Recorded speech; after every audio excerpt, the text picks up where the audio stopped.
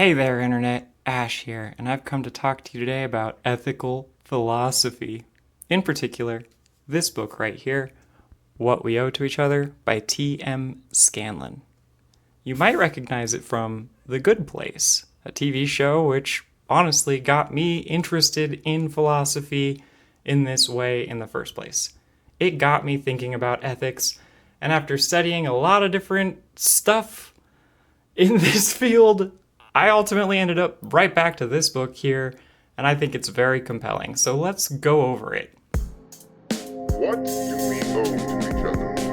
That is the question Tim Scanlon asked decades ago, and it is a question I will try to answer over the next 3 hours. Let's start at the basics. What do we owe to each other? Well, we live in a world where other people can be affected by our actions and have the power to judge us. So we owe it to each other to have good reasons for our actions. It's a bit more complicated than that, though. So let's back up just a tad. This book defines right and wrong like this. An action can be considered right if it upholds principles that others similarly motivated to us, to you, can reasonably accept. An action can be considered wrong if it cannot be reasonably justified by those same people. This is interesting because it doesn't depend on any explanation for how the universe works, how reality itself operates. And it doesn't necessarily rely on any claims about human psychology or how we work. Just that if somebody is capable of thinking about what they're doing and has a reason to do it, that they can then justify that reason. Or that we need to kind of take into account what people have access to in their heads when they're making these determinations. After all, a reason can still be reasonable in and of itself if the person doesn't know any better, right? If you don't know that something is bad and you do it, well, how did you know? So this is where a number of things come into play. First of all, our reasons are usually derived from certain principles upheld by certain values. And that's where that bit about people who are similarly motivated to us comes into play. Because if somebody doesn't have like a value of social good, then their reasons are probably not going to be reasonable to people who hold that value. And in a society that is comprised of people living their lives and doing actions, then principles which don't uphold the social good can be reasonably rejected. And so while there's a lot of flexibility for different people and the understandings they have for different cultures and the values that they might hold, if the values, the principles, and the reasons aren't based in reality or an attempt to uplift social good, then they are subject to moral criticism. But that's just it, right? Moral criticism in and of itself is a kind of action.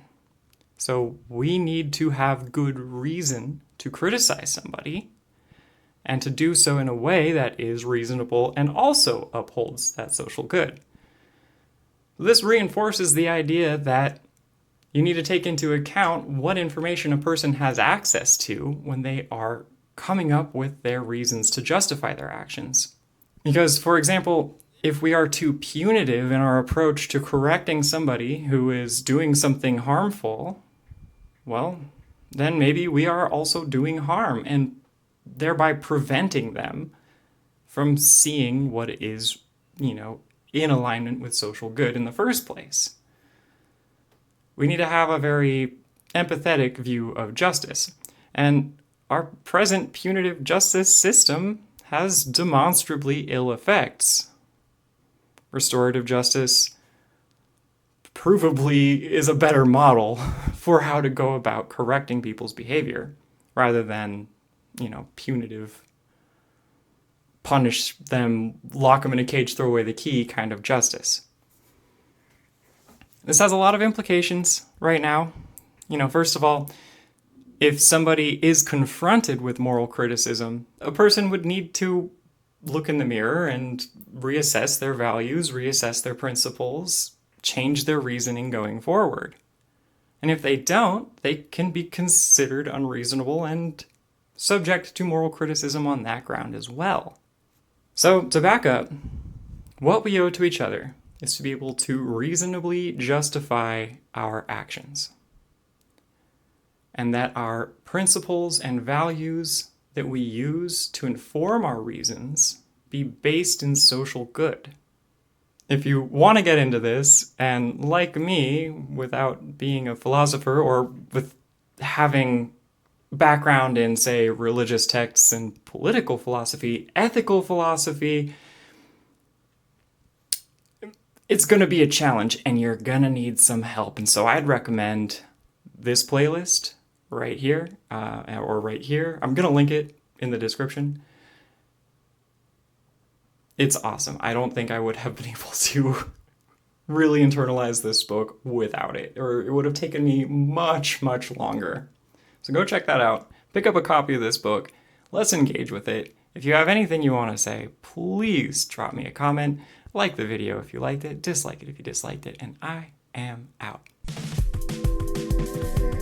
Working out the terms of moral justification is an unending task. Boom! Treating you as an unending task, but I friggin' did it!